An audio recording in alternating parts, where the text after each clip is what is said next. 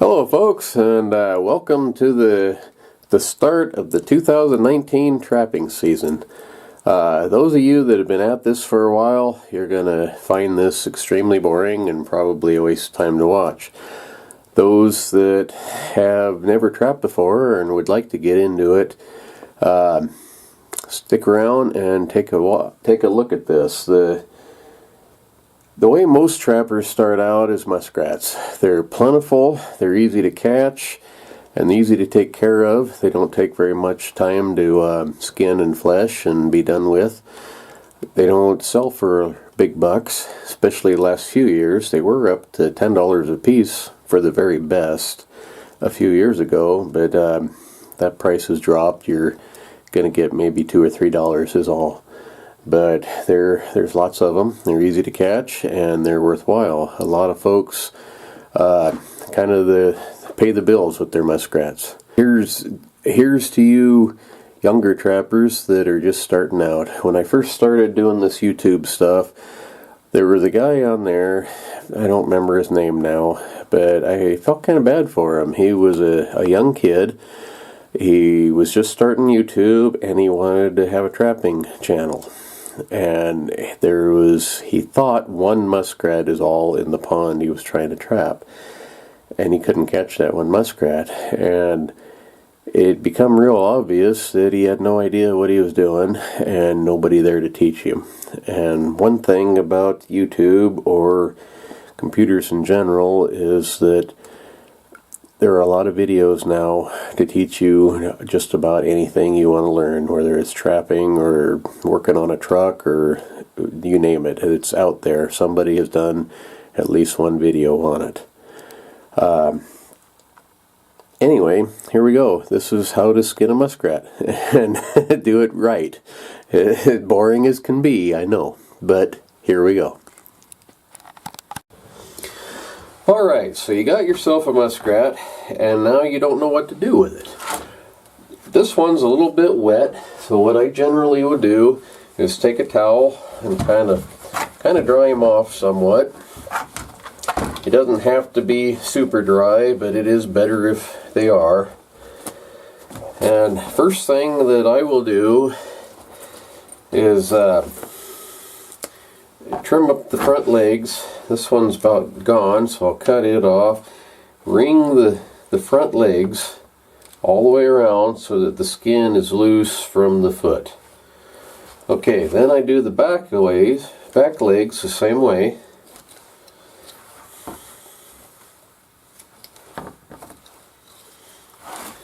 And then if you hold your foot with your thumb and your forefingers, kind of put pressure against your knuckles here, I find it real easy to cut out like so. You want to go clear on out to the base of the tail, not to the vent, to the tail. That gives you a little more room with the hide. Then go down the leg to the opposite foot like that. Now you got to skin out the back legs, which is a little time consuming. That's the hardest part of the whole deal right here. Skin out the back legs. This one is a male. You got to cut that off. It's kind of funny, all the muskrats I've caught this year have been males. I haven't got very many yet, but that's kind of surprising. Okay, then you cut down like so till you get to about the belly. Then I'll flip it over, pinch between the two sides of the hide, cut against the spine out to the tail, and then peel back this side. Your knife should be sharp but not like a razor. They're thin skinned and they're easy to cut holes in. You don't want to do that. So cut back like that, peel back the one leg, skin back to the other leg,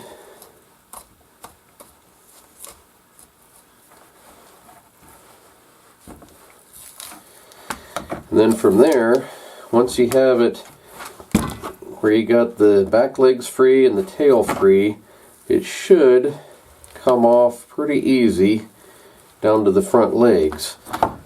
Sometimes when you go to pull, the stomach will tear, and if that happens, pinch the meat and then keep pulling. You can usually do it without a big mess.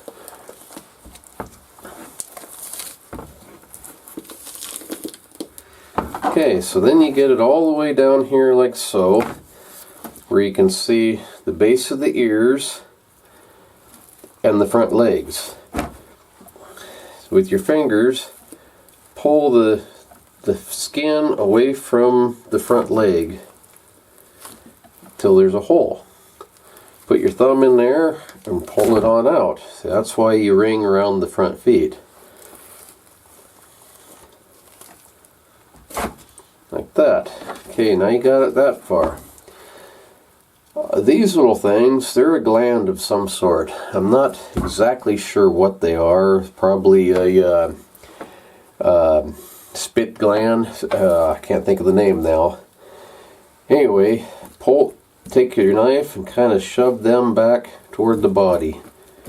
You don't have to cut them, just push them out of the way. Flip it over, and those white things right here, those are the ears. Cut across like so. Get rid of the cut through the ears.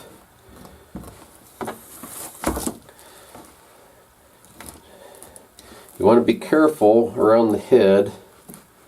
You don't want to put any holes in it if you can help.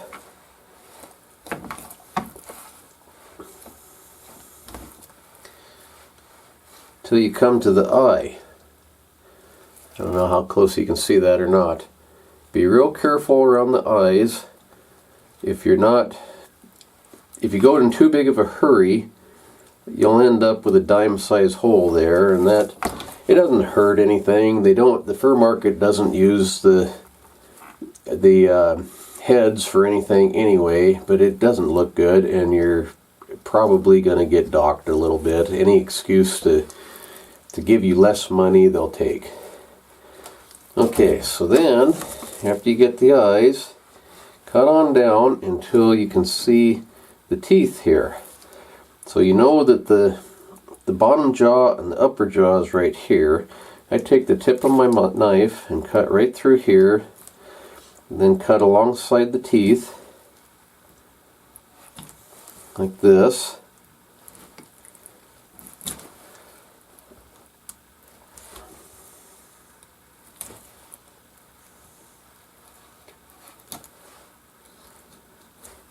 And free up those bottom teeth like that. Okay, now the upper one, let's see, cut that out. The upper one, just kind of trim it off toward the nose. When you grip your hide, pull with your fingers and your thumb. You can kind of push away from the body, and that'll help you pull that hide off.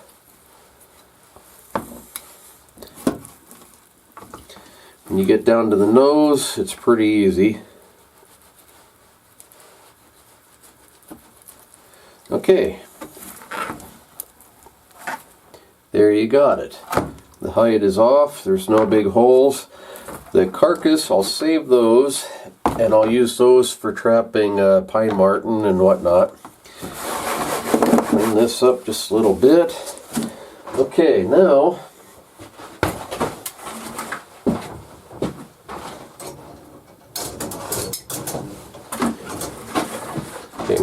most everybody, when you put your hide on the stretcher, most every trapper starting out will do this wrong. And it's such a simple thing. Okay, when you get down to here, a lot of people will pull this hide down over the stretcher like this. And that's wrong.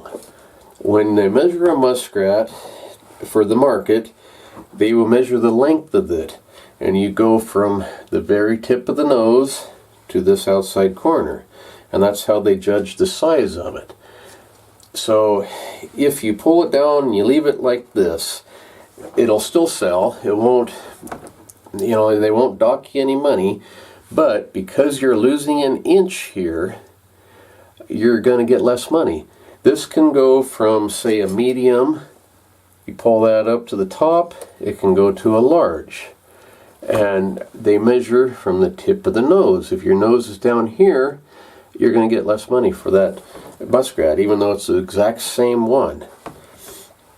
Okay, now these hooks here, hook that into the vent there, flip it over where the tail was on this side. You pull that down, and you poke the little points of this into here.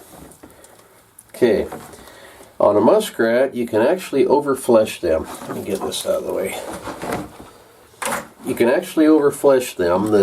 This meat here on the shoulders, they call that the saddle. Why they want to leave that on there, I do not know, but they do. And if you cut that off, it makes your hide weigh less, and when the fur buyer is grading it, he doesn't think it's his prime. So all I do to flesh these is trim off the biggest chunks of fat. That's it. It's quick and it's easy. Doesn't take any time at all. That side's pretty much done.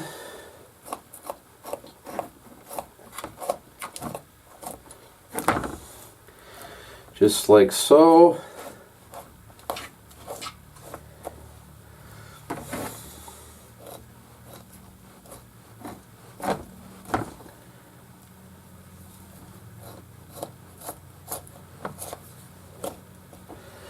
On a bobcat, a coyote, fox, almost any other animal, this would never do. You don't want any fat or grease left on them. On a muskrat, it really doesn't make a lot of difference. Just get the biggest chunks off and call it good. Next, because they measure from the tip of the nose to here, take some clothespins. A fur buyer actually showed me this trick. Take some clothespins, put that right there, and pull it down. That'll give you another 1/2 inch of length on the hide. Remember that they're judged by length. You don't want to stretch them so far it's ridiculous, but pull those clothespins down and leave it that way, and that'll stretch it out from, say, a large to an extra large. And it's all, you know, it's minor deals. You're not cheating anybody or anything, but that's just the best way to do it. And once they're dry,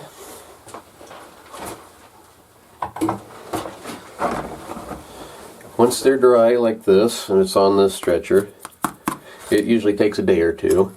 Just take your hooks and unhook them like that.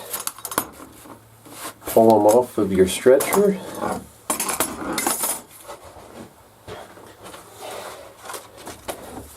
And then I'll take a clothes hanger and I'll cut the end off and make a hook into it like that, and then I run them through all the same eye hole, and that way they're all even, uniform,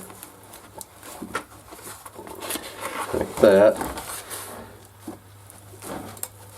Just starting out, I think I got 2 more in the house, but I've only got 6 muskrats. I've only been trapping them for a day or 2 with, I think, 5 traps is all. So anyway, that's all there is to it. If you're just starting out, then good luck to you. It's not all that hard, and it's fun.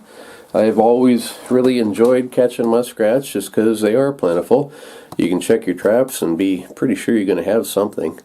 They don't take any time, but you have to do it right if you want to get paid any kind of money. I did just hear a rumor, which kind of worries me, that the NAFA, which stands for North American Fur Auctions, has gone out of business. And if that's true, that's bad news for trappers of all kinds, because that's one of the major people in the world that buy and sell furs. I'm hoping that's not true, because fur harvesters is the next biggest one, and without competition they can kind of pay anything they want to pay, and you got to deal with it because there's nobody else. So I'm hoping that it's just a rumor and not the truth. That fella that had the YouTube channel that couldn't get the muskrat, like I said, he had nobody to teach him. It was obvious, and I felt bad for him. I was hoping he'd stick with it and at least try to keep trapping or keep his YouTube channel going, but he deleted the whole thing, and I'm betting that he's quit trapping, which is a shame.